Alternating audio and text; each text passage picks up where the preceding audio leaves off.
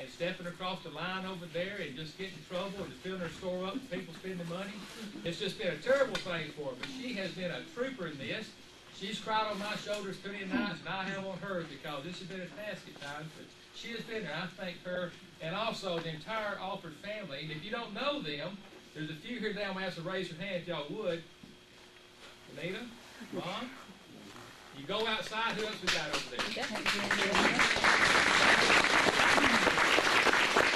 Go outside in a few minutes for the ribbon cutting. Just look around. Every home you see in the proximity is an Alford. This is their land, and they've entrusted us with this thanks to their grandpa Marshall, who donated land years ago. But we thank the entire Alford family.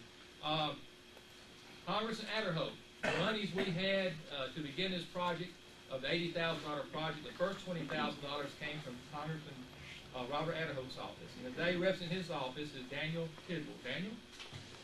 The district coordinator.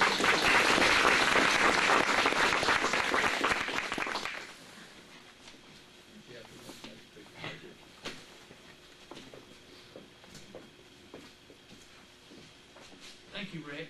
First of all, I'd like to thank Rick Harris and the other members of the Houston Historical Society for inviting me to be here today. Congressman Adderhope would have loved to have been here today, but unfortunately, he had votes in Washington.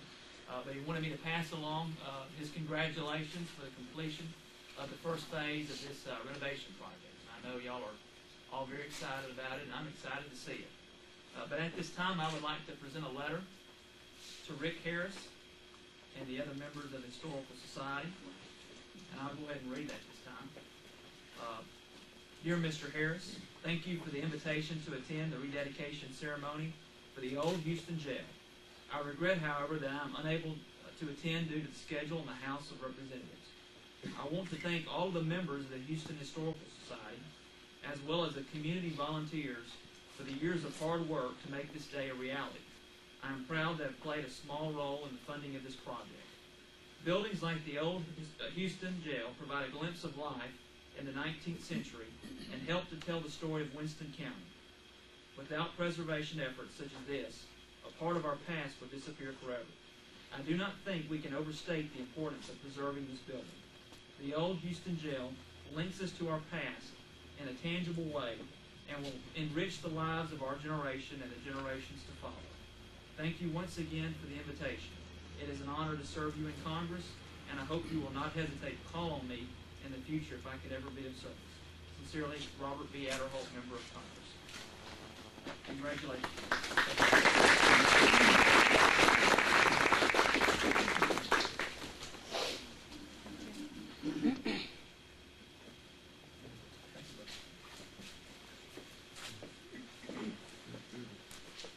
I'd like to also recognize Mayor Larry Albright from the city of Haleyville, who stood behind us, allowed us a chance to get in his community and through his council promote this project in Haleyville. The Haleyville Historical Society, who's here in large numbers today, the president and his members. We thank you for not only your support and your spreading the word, also your financial contributions. And as far as financial contributions are this last time in our campaign, the Alpha Corporation, through its local board and also the state board, was our largest single benefactor for this project. Between their three sources there, they gave a total of $17,500 for this project. We thank Alpha Corporation for what they did for us.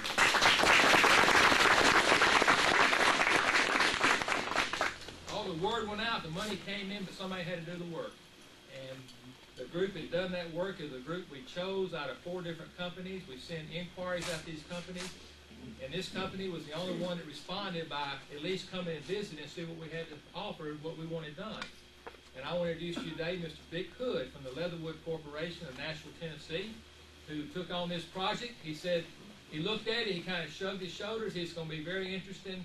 It's very unique. I want to do this. And Vic is here with us today. Vic, come talk to us.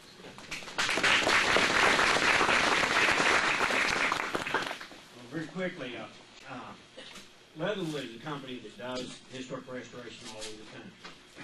We've done a lot of national monuments, presidential homes, a lot of different kinds of structures all over the country. And I have to say that this is a simple looking building to most people. but it is architecturally a very, very unique log building. And that is one of the things that interested me so much when I saw the building. I saw this is something very unusual because we restored over 200 log houses and never anything quite like this one. There's a lot of very subtle, unique architectural features about this building. I think they're very worth saving, obviously, and it is one of the treasures for the state of Alabama. And I was so kind of surprised, to tell you the truth, at the community support for this little building, because it does look so simple to most people, but not to me. And it is amazing what Rick, and Betty, and Jeff, my three contacts for this project, what effort they put into this to make this happen. So congratulations to everybody for a job well done.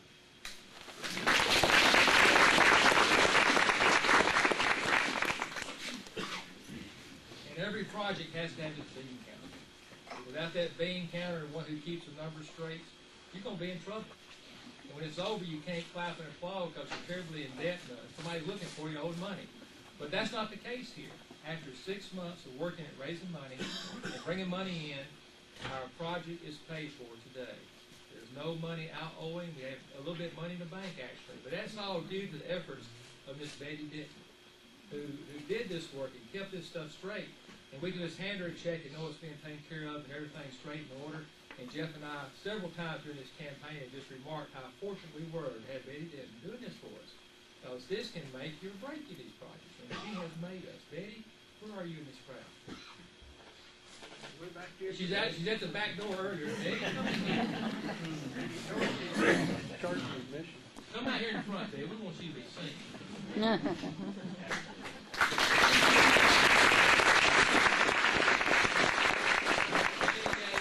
Betty, a daughter of Haleyville, and raised in Haleyville, and moved off to Birmingham when she met her husband, and then later came back to Houston, now where she lives. But Betty is Haleyville at heart, Winston County at heart, and this project would not have made it without your work. And I thank you for what you've done. Ms. Sue Reed, thank you for the education system, how you stood behind us, and we have brought together a jail for our kids. This is going to be more than a building. This is going to be an education. Jail for our A jail for our kids. Well, the sheriff and I agree we may need to build one somewhere, so we just use that. Hopefully they will be in that one, except for one day a year to come visit with the fourth graders. I have a dream that one day every school in our region is going to visit that jail for their field trip. Every fourth grade class in North Alabama will visit that jail. I have our special guest, Governor John Anthony Winston, is with us today, and he's going to come speak to us. And after John Anthony Winston introduces his guest, I'm going to ask Ms. Elizabeth Brown, the director, not anymore, deputy director of the Alabama Historical Commission, come to speak to us. It was 2 years ago in her office, and I don't know if you walk into I hate to use the word bureaucrat's office. It's scary to go to Montgomery to ask for money and ask for help. I walked in her office, and I found warmth, and I found someone who was very, very amicable to me, and I found out we grew up about 2 miles from each other. And I came back and told Jeff, I said, we've got a friend in Montgomery, Jeff. This thing might actually work. Elizabeth, after our governor speaks, I'm going to ask if you would come make your presentation.